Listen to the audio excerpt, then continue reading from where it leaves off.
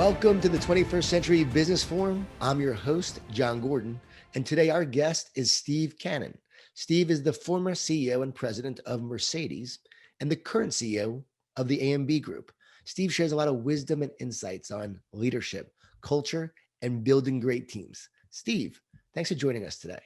Hey, Jon, great to talk to you. Appreciate the time.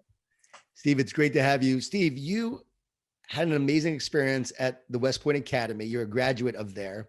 How did that experience prepare you for the amazing leader that you are today? I had an amazing experience at West Point. At the end, it's a leadership academy. Its sole purpose is to educate and grow leaders that would lead our forces in the military. And so all the lessons that they taught have kind of informed who I am as a leader. And now 35 years later, since I graduated, kind of everything that I learned there, I still try to put into practice every single day. And first and foremost, it's about people. Leadership is a people business. And unless you care deeply, deeply about people, you're not going to be a good leader. So as officers, we learned that, officers eat last, and the care and welfare of your soldiers is the most important, even sacred responsibility. That got driven into me kind of from day one at West Point. And I followed that, ever since I left after 5 years. But those lessons I try to put into practice every single day.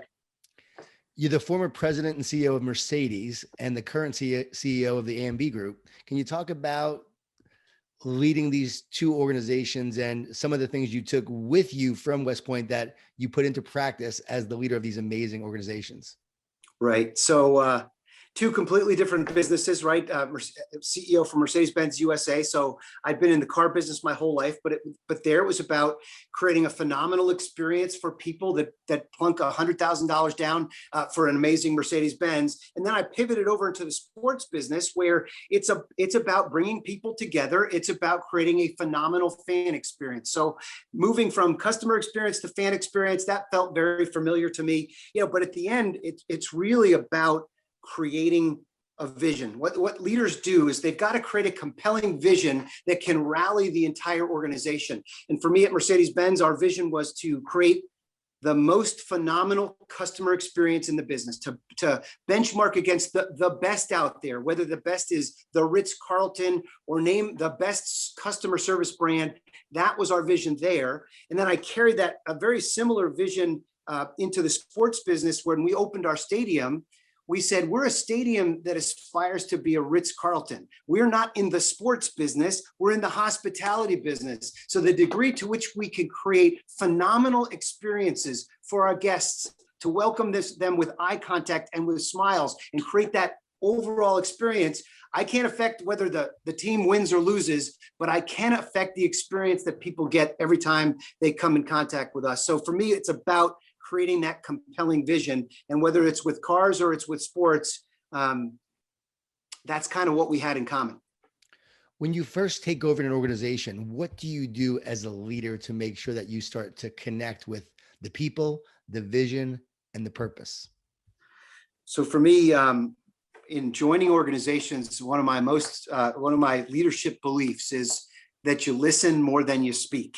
And I have run into so many leaders who come into organizations and think it's their job to demonstrate how smart they are to everybody else. So they're constantly demonstrating, their intellect and their intelligence. And for me, wherever I go, I close my mouth and I open my ears and I ask lots and lots and lots of questions. And by doing that, I start to extract the intelligence out of the organization. I start to learn who really knows what they're talking about. So I found in my career, the best way is to enter an organization kind of quietly, listen more than you speak.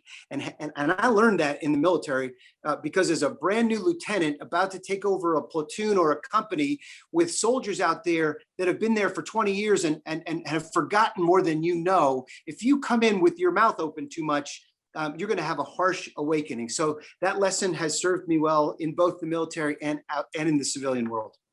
That goes to the heart of macro leadership and micro leadership. At West Point, you learn macro strategy. And from what I understand, the minute you go out to your platoon, you now have to demonstrate micro leadership. You have to lead these people. You have to coach these people. And it's a lot more difficult to do the micro part, the coaching part. Did you have to learn that early on as a leader? Well, to me, one of the best kind of metaphors or examples of leadership are coaches. So right now I'm in the sports business. I get to see world-class coaches who are on the field of play every single day. They observe their players. They make micro corrections. They understand that someday I might need a pat on the back and a sensitive ear. Another day it might require a kick in the butt to help motivate. But great leaders are, number one, are present. They're there on the field. They're not sitting in a corner office trying to absorb data through spreadsheets. They're absorbing data through observation, through contact. And I find that model of leadership coaching is, to me, very, very powerful. So wherever I go and in that leadership role is, how do you stay as connected to your people as possible? Anything that gets in the way of you and your organization and your people, and whether that's a busy schedule or it's a corner office or it's perks that tend to put you in a private room for lunch versus something else, any one of those things that puts space between you and the people that you lead, I avoid them like the plague, because proximity to the people and to their experience is absolutely essential if you're going to try to get the most out of that team, to motivate them to the highest degree they can, and to give them the feedback, the coaching, and the development they need to be their best selves. And that's what good leaders do all the time. How important is culture? And as a leader, what is your role in creating the culture? So one of my favorite sayings is from a management guru named Peter Drucker. You've probably heard it, John. Culture eats strategy for breakfast. I heard that years and years ago, and I've absorbed that into my DNA. And it's one of my most powerful and strongly held leadership beliefs, because at the end of the day, a leader's job is to create culture. The leader is involved. It creates the environment that where people can understand the purpose, can receive the kind of coaching, receive the kind of development, they get the tools that they need to show up every day. All of that comes from great leaders. So for me, the best metaphor, or the metaphor I like to use when describing culture is, look at the iPhone, right? The iPhone is this magical device that no one can live without. It's always in our pocket. It's always in our hands. Well, the operating system is the thing that brings it all together. Without the operating system, all it is a bunch of Gorilla Glass, some plastic, and some processing power. But when you put that operating system on top of that, it pulls it all together, and it makes this magical, intuitive device that no one can live without. So for me, culture is the operating system that governs an organization. And that allows leaders to know that if I invest time and energy into the curation of an amazing culture, then the likelihood that great decisions will be made, whether I'm in the room or not in the room, that goes up dramatically. So if I have an hour available, only an hour available in my day as a leader, and I have the choice to invest that in strategy development or culture development, every single time I'm going to choose culture development, knowing that, hey, it's not an either or proposition. It just demonstrates that it starts with culture. And if you spend more of your time investing in that, good outcomes will follow. Your culture will make sure your strategy is successful. And you had a stadium this past year, a beautiful state-of-the-art stadium, incredible facility, incredible place. And yet it was empty most of the year based on COVID.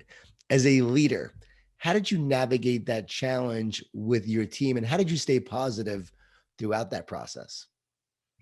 That COVID demonstrated, crisis moments, difficult moments really demonstrate how important leadership is. So if you think about it, our business got essentially shut down. And then we took all of our associates, our employees, we sent them home. Some of them moved out of state back with mom and dad. Some were working, with kids and dogs and distractions all day long. So this was a really difficult circumstance, not to mention the fact that the media, with all the drama and the infection rates, it was scary stuff. And so that was a challenging moment. And we stepped up by saying, in this moment where we are all separated, we are going to over communicate. So we established a weekly digital town hall, got all 500 people from our organization every single Friday. We came together via Zoom and gave them updates on the business, updates on how we're going to operate, what got canceled, what didn't get canceled. So I just share with those as an example of just one of the things that we did where we had to pivot and say, look, we can't come together, but we can still stay present and we can still continue to conduct our business. And I guess the lesson is, as leaders, agility is everything. You never know what's around the corner as a leader, but if you create a high trust, dynamic, agile organization that communicates really well, and all of a sudden you get slammed with something you never expected, and certainly COVID was a 100-year event, you're able to adapt and pivot accordingly and still continue to add value to accomplish the mission. And that's what good agile leadership does. What did you learn about yourself as a leader during this time, and how did you grow during this time? I was challenged like I've never been challenged as a leader. And I think one of the most important things, my takeaways and my learning is, you got to be present. Being present for people, especially in difficult, troubling times, is the most important thing that a leader can provide. And if you think about how we behave as people in society, we are running around.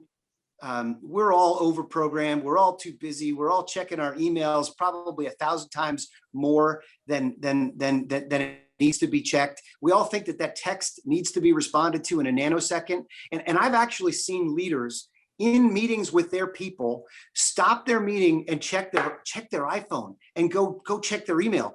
Think about the message that you're sending when you do something like that. You're saying what's going on here in this little device is more important than the engagement that we have in this moment right now. So for me, the learning is being present is a very, very, very powerful thing. And whether that's being present for your kids or for your spouse or for your associates, that has an enormous impact on human relations. And at the end, leadership is all about managing human relations. I've had a lot of organizations say they adapted, they innovated during this time, and they actually grew stronger. So now they're going to be stronger going forward. How are you and your team going forward stronger based on what you've been through? So, over the past 10 months, I've been preaching there's really three kinds of companies, three kinds of organizations. There are those companies that are they're going to go away because of this pandemic. And we've seen that happen.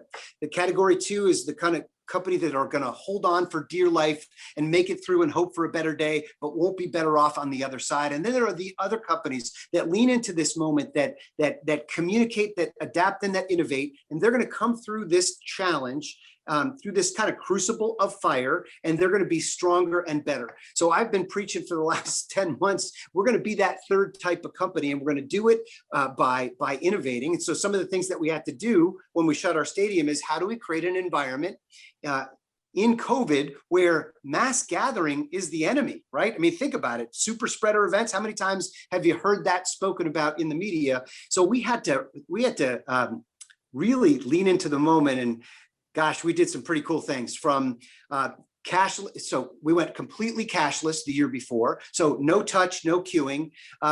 We established for our concession model kind of order go. So you can pull up your iPhone, order everything, and then just scan your barcode to pick it up when you get to the concession stand. All of that was designed to get people out of queues and spending more time in their safer seats versus milling about in concourses. In our golf business, we stood up a curbside caddy system where essentially you could configure your order online and then drive up to one of our PGA Tour superstores, and then an associate would bring it back, bring it out, put it in your trunk without any contact. So all of those challenges, we had to stand those business processes up in the middle of a pandemic. So we were all forced to innovate. I think that was one of the biggest takeaways. Like, even in a pandemic, even when you're separated, you can innovate and you can get better. As the former CEO of Mercedes, and then now the CEO of AMB Group, you know about customer service, you know about providing amazing experiences. So as a leader, how do you lead an organization to get them to provide those experiences? Because it's different than just leading a group versus leading customer service, leading hospitality. How do you lead in that way? So it has to be your top priority. Everything starts with leaders. You could talk about wanting to be number one in customer experience or number one in fan experience, but if what you do every single day doesn't connect with that, then all it is an empty platitude that hangs on a wall. So some of the things that I do is, we have 4,000 game day associates that are our ambassadors, and they're the ones that ultimately deliver that amazing fan experience. The way I like to talk to them about it is every single game, there are 10,000 moments of truth. And are you going to stand up to that moment of truth, or are you going to put your head, down looking at your iPhone? So you're responsible for that. And for me to create a culture where people are celebrated for that is ultimately what delivers that. So before every single game at Mercedes-Benz Stadium, I get there several hours early. I attend the huddles, which are essentially the guest hospitality teams coming together. I high five them, I hug them, or I used to hug them before COVID. Now we fist bump or we elbow bump, John. But essentially, we celebrate them, and as long as they believe that they've got the backing and the air cover from me and from our leadership, they know that when that moment of truth comes their way, they're going to step up and do the right thing. So it's really about kind of putting it all into action as opposed to talking about it. And I think that's probably the most important contribution that I get to make, because the minute people believe, if I do this thing, even if I take a risk, I'm going to be okay. Then they start doing exceptional things. And if you can get more people doing exceptional things at scale, suddenly you've done something phenomenal. And that's what we're trying to do. I love the way you model care by actually caring about your team and being involved and showing them that you're there with them. That must mean so much to them, and they see it, they feel it. How important is it to care as a leader? It's worth everything. So one of the ways that we celebrate our game day associates, we created this giant mural, and it's called Heroes of Hospitality. And it's right there in a public facing on the very first concourse, where then the names and the faces of those that have delivered exceptional hospitality are celebrated. But we went a step further. We have these little induction ceremonies on a monthly basis, and before a game, we invite those that are going to get their names hung up on a wall, and we throw a little breakfast for them and we celebrate them. Well, tears flow every single time. Then we did this. We went a little step further. Is we said, for your induction ceremony, we want you to invite your family, and we had our associates bring their families, and the pride that they exuded when they had their family there. And I got up and thanked them and talked about what they had done. That is like rocket fuel. And the word of them being celebrated just cascades across our organization. And at the end, you've got to create a movement. And you won't create a movement unless people believe. And it's little moments and little ceremonies and little rituals like walking around and high-fiving where people start to believe. And then you can turn something from one incident of great care into a movement where it happens all across the stadium all the time. And that's what we're trying to do.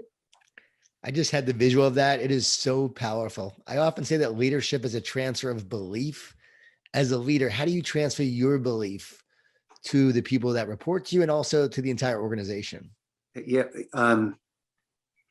Leadership is a contact sport. It's the way I like to call it. You can't transfer belief from a distance. You can't transfer belief from the corner office. You got to get out. You got to move around. You've got to mix it up. You've got to be present. So I make sure that I schedule time to walk around. And whether that's walking around my ritual pregame where I'm celebrating game day associates, or whether that's in our office environment where I'm moving around, just coming up to somebody, asking them how they're doing.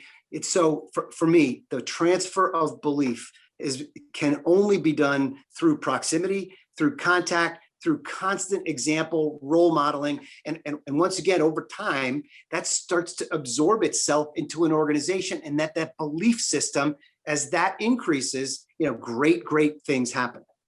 That is so good. Right now, a lot of people are struggling. Businesses are struggling. What advice do you have for businesses and leaders to be able to move through this time, to grow and get better and come out of this, okay? Yeah, it starts with just the care for your people. What COVID showed us is that if you're not paying attention to your people, you've got a problem. All of a sudden, we're not together every single day in an office environment. And I've got people and I'm looking into your life through a Zoom lens, and I'm watching kids sort of pop in and out of the screen. And I'm looking at the struggles that they have trying to balance, this unnatural kids working from home, and all of a sudden the pets in the screen. Like you're looking into their lives. And what made itself very clear is at the end, we don't just lead people their work lives. You're one person, right? And you bring your whole self to work every single day. And I think the pandemic gave us a lens into the whole person, into their lives, into their struggles, into their challenges during a very, very difficult environment. So at the end, my advice is lead the whole person. Care about them, not just for the 8 hours that they're with you, in the office environment. Care about the entire person. Demonstrate that you care. How is it going at home? What are your struggles? I think that's that extra level of caring that once people know about that, they make themselves available to you in a different way. You went to West Point, about teamwork, you've led teams, and now you're part of a sports organization that competes as a team. How important is teamwork, and how do you build a great team? What is the process look like when you take over to foster teamwork? For me, teamwork starts with trust. And I've worked inside of high trust organizations, and I've worked inside of low trust organizations, and low trust teams. And inside of low trust teams, I'm doing my job, but he's not doing his job. And there's just all kinds of misfires that take place. And kind of my metaphor, because I was in the car business, is, trust is like engine lubricant. That, when you take the lubricant out of an engine, the cogs and the mechanical parts start to rub against each other, and energy is lost to friction. It's wasted. High trust teams have that level of lubricant, that benefit of the doubt, that allows things to work in a frictionless way, so that all the energy of that engine, all the energy of that organization is going to output and not being lost to friction. So for me, inside of teams, you have to establish trust, and just understand that it doesn't happen in a vacuum. Trust doesn't just magically descend on an organization. You have to do things. You have to invest time and energy to create a level of trust inside of an organization, so that you can function like that high performing engine with that lubricant, so that everything is moving in the same direction towards that output, torque in the engine's case, or results in a business unit. One of the biggest mistakes that leaders make is they don't address the negativity that starts to rise up on their team or happen within their team and organization. How do you as a leader address the negativity? How do you deal with it and make sure it doesn't sabotage your team and organization along the way?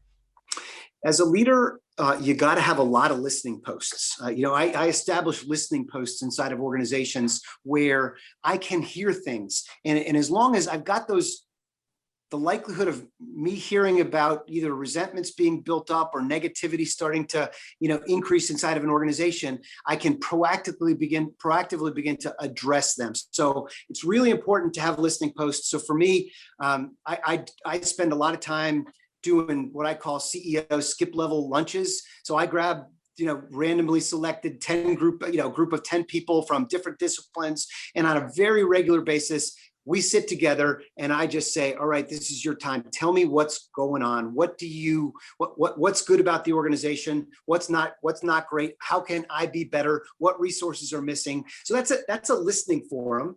There are other more formal listening mechanisms, and that, like a culture survey is something that we deploy every single year. That's an anonymous survey where you get to tell me what we're doing well and what we're not doing well. And every single year, I look at that data with my senior leaders. We workshop what the culture survey tells us. We pick the biggest challenges, and then we get back to our associates and say, this is what you've told us. You've said we're not doing so great here, here, and here, and this is what we're going to do to address that. So establishing listening posts is really important. But if you only listen and you don't respond, at some point people are going to stop telling you the truth because I haven't seen actions that have come out of those listening sessions. So listening matters, responding even more important, but you got to do both. It's one of the best things I've ever heard. I love that. In terms of the future, people are talking about the new normal or what normal is going to look like. What do you believe normal will look like? And we're not going to hold you to this, but what are you forecasting? What are you seeing as a leader? What does it look like for stadiums, for sporting events? What can we hope for as we move forward? Look, the key message is there ain't no new normal. The world is changing so fast with whether it's processing power or intelligence. They've decoded the human genome, and the innovations that we're going to see in our lifetimes are staggering, and they're going to change dynamics, and they're going to flex business models. So if you're out there waiting for normal, you're looking for the wrong thing. Like I said before, it's about agility. It's about flat and high trust, fast communication that'll allow whatever organization to be able to pivot and adapt. And whether that's to an external factor like the pandemic or a new innovation that suddenly makes business a little bit different, you've got to be able to adjust. So in our world, the sports world, I say our competition isn't the Atlanta Hawks, across town. Our competition is the 80-inch flat screen TV that keeps people at home. And unless I created an experience so compelling, so rewarding, so hospitable, that people will get off their couch, they'll leave their refrigerator, they'll pay for parking to come downtown, they'll pay for a season ticket.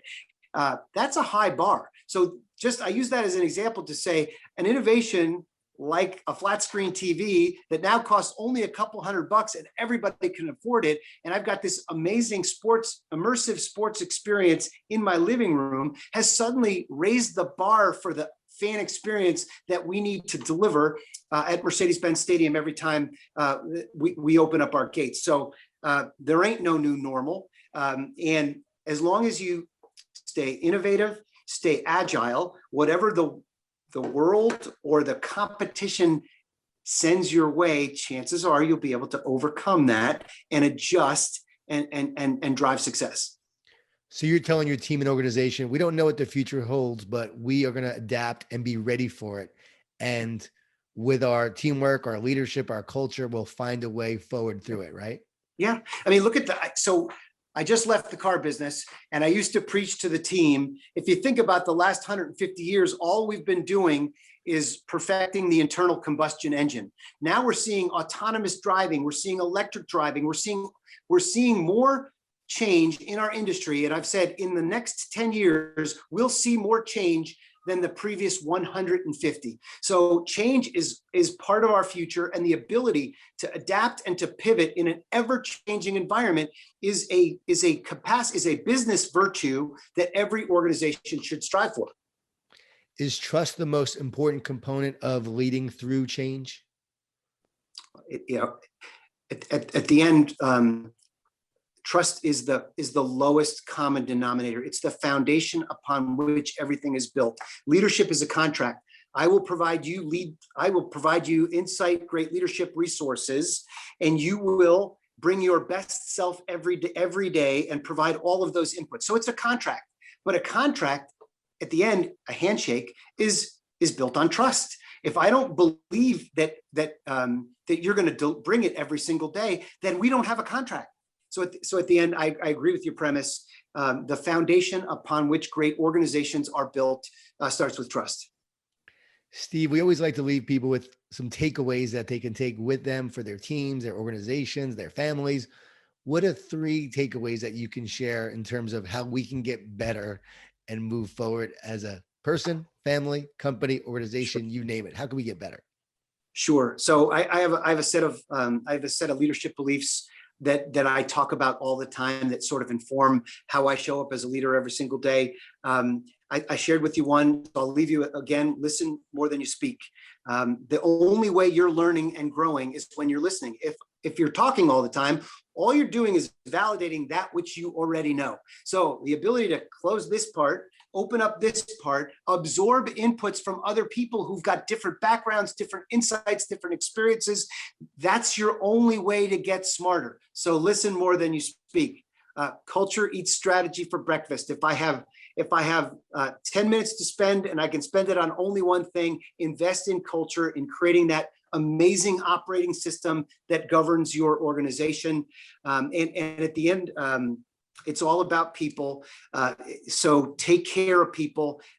Leadership is a sacred trust. The care and welfare of human beings is what I get out of bed for every single day. It's the most gratifying aspect. And to know I'm in charge of an organization where people can show up, love what they do, drive purpose for themselves every single day. Sure, they're going to earn a living and an income, but that's less important. Income matters, purpose matters more.